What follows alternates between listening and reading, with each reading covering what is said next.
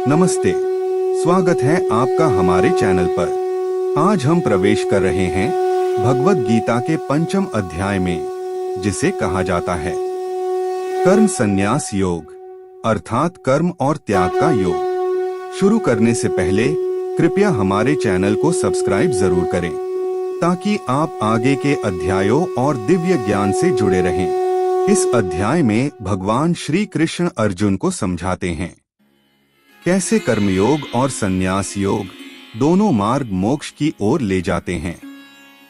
वह सिखाते हैं कि सच्चा त्याग बाहरी कर्मों को नहीं बल्कि फलों की आसक्ति का त्याग करना है। भगवान यह भी बताते हैं कि जो व्यक्ति आत्मा में स्थित होकर समभाव से कर्म करता है, वह संसार से मुक्त हो जाता है और परम शांति को प्राप्त करता है।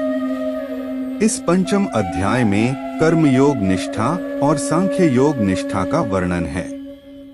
सांख्य योग का ही पर्यायवाची शब्द संन्यास, इसलिए इस अध्याय का नाम कर्म संन्यास योग रखा गया है। प्रसंग भगवान के श्रीमुख से ही ब्रह्मार्पण ब्रह्मा हविः ब्रह्माग्नाव परे यज्ञ यज्ञेन वोपजुहति तद विद्धि प्राणिपातेन आदि वचनों द्वारा ज्ञानयोग, अर्थात कर्म संन्यास की भी प्रशंसा अर्जुन ने सुनी। इससे अर्जुन यह निर्णय नहीं कर सके कि इन दोनों में से मेरे लिए कौन सा साधन श्रेष्ठ है। अतः अब भगवान के श्रीमुख से ही उसका निर्णय कराने के उद्देश्य से अर्जुन उनसे प्रश्न करते हैं। अर्जुन बोले, हे कृष्ण, आप कर्मों के संन्यास की और फिर कर्मयोग की प्रशंसा करते हैं, इसलिए इन दोनों में से जो एक मेरे लिए भली भांति निश्चित कल्याणकारक साधन हो, उसको कहिए। श्री भगवान बोले, कर्म संन्यास और कर्मयोग ये दोनों ही परम कल्याण करने वाले हैं, परंतु उन दोनों में भी कर्म संन्यास की अपेक्षा कर्मयोग साधन में सुगम होने से श्रेष्ठ है। हे अर्जुन, जो पुरुष न किसी से द्वेष करता है और न किसी की आकांक्षा करता है, वह कर्मयोगी सदा सन्यासी ही समझने योग्य है, क्योंकि राग द्वेषादि द्वंद्वों से रहित पुरुष सुखपूर्वक संसार बंधन से मुक्त हो जाता है। उपयुक्त संन्यास और कर्मयोग को मूर्ख लोग पृथक पृथक फल देने वाला कहते हैं, न कि पंडित जन, क्योंकि दोनों में से एक में भी सम्यक प्रकार से स्थित पुरुष दोनों के फलरूप परमात्मा को प्राप्त होता है।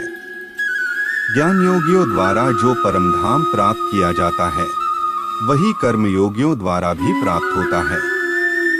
इसलिए जो पुरुष ज्ञान योग और कर्मयोग को फलरूप में एक देखता है, वही यथार्थ देखता है। परंतु हे अर्जुन, कर्मयोग के बिना संन्यास अर्थात मन, इंद्रिय और शरीर द्वारा होने वाले संपूर्ण कर्मों में कर्तापन का त्याग प्राप्त होना कठिन है, और भगवत स्वरूप का मनन करने वाला कर्मयोगी परब्रह्म परमात्मा को शीघ्र ही प्राप्त हो जाता है। जिसका मन अपने वश में है, जो जितेंद्रिय एवं विशुद्ध अंतःकरण वाला है, और संपूर्ण प्राणियों का आत्मरूप परमात्मा ही जिसका आत्मा है, ऐसा कर्मयोगी कर्म करता हुआ भी लिप्त नहीं होता। तत्व को जानने वाला सांख्य योगी देखता हुआ, सुनता हुआ, स्पर्श करता हुआ, सूंघता हुआ, भोजन करता हुआ, गमन करता हुआ, सोता हुआ, श्वास लेता हुआ, बोलता हुआ, त्यागता हुआ, ग्रहण करता हुआ तथा आँखों को खोलता और मूंदता हुआ भी का सब इंद्रियां अपने अपने अर्थों में बरत रही हैं। इस प्रकार समझकर निःसंदेह ऐसा मानता है कि मैं कुछ भी नहीं करता हूँ। जो पुरुष सब कर्मों को परमात्मा में अर्पण करके और आसक्ति को त्याग कर कर्म करता है, वह पुरुष जल से कमल के पत्ते की भांति पाप से लिप्त नहीं होता। कर्मयोगी ममत्व बुद्धि रहित होकर केवल इंद्रिय, मन, बुद्धि और शरीर द्वारा भी आसक्ति को त्याग कर अंतःकरण की शुद्धि के लिए कर्म करते हैं। कर्मयोगी कर्मों के फल का त्याग करके भगवत प्राप्ति रूप शांति को प्राप्त होता है, और सकाम पुरुष कामना की प्रेरणा से फल में आसक्त होकर बंधता है। अंतःकरण जिसके वश में है, ऐसा सांख्य योग का आचरण करने वाला पुरुष न करता हुआ और न करवाता हुआ ही नवद्वारों वाले शरीर रूप घर में सब कर्मों को मन से त्याग कर आनंद पूर्वक सच्चिदानंद घन परमात्मा के स्वरूप में स्थित रहता है। परमेश्वर मनुष्यों के न तो कर्तापन की, न कर्मों की और न कर्म फल के संयोग की ही रचना करते हैं, किंतु स्वभाव ही बरत रहा है। सर्वव्यापी परमेश्वर भी न किसी के पाप कर्म को और न किसी के शुभ कर्म को ही ग्रहण करता है, किंतु अज्ञान के द्वारा ज्ञान ढका हुआ है, उसी से सब अज्ञानी मनुष्य मोहित हो रहे हैं। परंतु जिसका वह अज्ञान परमात्मा के तत्व ज्ञान द्वारा नष्ट कर दिया गया है, उनका वह ज्ञान सूर्य के सदृश उस सच्चिदानंद घन परमात्मा को प्रकाशित कर देता है। जिनका मन तद्रूप हो रहा है, जिनकी बुद्धि तद्रूप हो रही है और सच्चिदानंद घन परमात्मा में ही जिनकी निरंतर एक ही भाव से स्थिति है, ऐसे तत्परायण पुरुष ज्ञान के द्वारा पाप रहित होकर अपुनरावृत्ति को अर्थात परमगति को प्राप्त होते हैं। वे ज्ञानी जन विद्या और विनय युक्त ब्राह्मण में तथा गौ, हाथी, कुत्ते और चांडाल में भी समदर्शी ही होते हैं। जिनका मन संभाव में स्थित है, उनके द्वारा इस जीवित अवस्था में ही संपूर्ण संसार जीत लिया गया है, क्योंकि सच्चिदानंद घन परमात्मा निर्दोष और सम है, इसलिए वे सच्चिदानंद घन परमात्मा में ही स्थित हैं। जो पुरुष प्रिय को प्राप्त होकर हर्षित नहीं हो और अप्रिय को प्राप्त होकर उद्विग्न न हो, वह स्थिर बुद्धि, संशय रहित ब्रह्मवेत्ता पुरुष सच्चिदानंद घन पर ब्रह्म परमात्मा में एक ही भाव से नित्य स्थित है। बाहर के विषयों में आसक्ति रहित अंतःकरण वाला साधक आत्मा में स्थित जो ध्यान जनित सात्विक आनंद है, उसको प्राप्त होता है। तदंतर वह सच्चिदानंद घन पर ब्रह्म परमात्मा के ध्यान रूप योग में अभिन्न भाव से स्थित पुरुष अक्षय आनंद का अनुभव करता है। जो ये इंद्रिय तथा विषयों के संयोग से उत्पन्न होने वाले सब भोग हैं, वे यद्यपि विषयी पुरुषों को सुखरूप भासते हैं, तो भी दुख के ही हेतु हैं और आद्यंत वाले अर्थात अनित्य हैं। इसलिए हे अर्जुन, बुद्धिमान विवेकी पुरुष उनमें नहीं रमता। जो साधक इस मनुष्य शरीर में शरीर का नाश होने से पहले पहले ही काम क्रोध से उत्पन्न होने वाले वेग को सहन करने में समर्थ हो जाता है, वही पुरुष योगी है और वही सुखी है।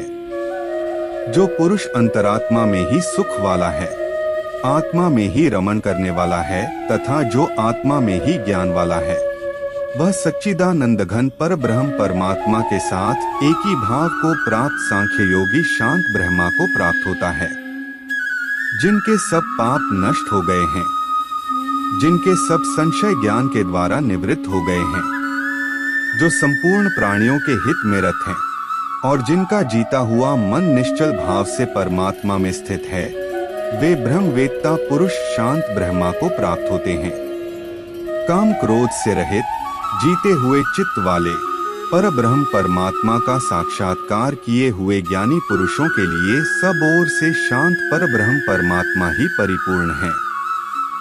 बाहर के विषय भोगों को न चिंतन करता हुआ बाहर ही त्याग कर और नेत्रों की दृष्टि को भ्रिकुटी के बीच में स्थित करके तथा नासिका में विचरने वाले प्राण और अपान वायु को सम करके, जिसकी इंद्रिया, मन और बुद्धि जीती हुई है, ऐसा जो मोक्ष प्रायण मुनि इच्छा, भय और क्रोध से रहित हो गया है, वह सदा मुक्त ही है। मेरा भक्त मुझको सब यज्ञ और तपों का भोगने वाला, संपूर्ण लोकों के ईश्वरों का भी ईश्वर तथा संपूर्ण भूत प्राणियों का सुहृद अर्थात स्वार्थरहित, दयालु और प्रेमी ऐसा तत्व से जानकर शांति को प्राप्त होता है। तत्सदिति श्रीमद्भगवद्गीता सूपनिषत्सु ब्रह्म विद्याया योगशास्त्रे श्री कृष्णार्जुन संवादे कर्म संन्यास योगो नाम पंचमोध्याय। इस प्रकार भगवद गीता का पंचम अध्याय कर्म संन्यास योग समाप्त होता है। हमें आशा है कि यह अध्याय आपको आत्मचिंतन और गहराई से जीवन को समझने की प्रेरणा देगा। गीता के अन्य अध्यायों को देखने के लिए हमारे चैनल की प्लेलिस्ट जरूर देखें। ऐसे ही और आध्यात्मिक व प्रेरणादायक विषयों के लिए हमारे चैनल को लाइक, शेयर और सब्सक्राइब करना न भूलें। इस वीडियो को देखने के लिए धन्यवाद। हरे कृष्णा।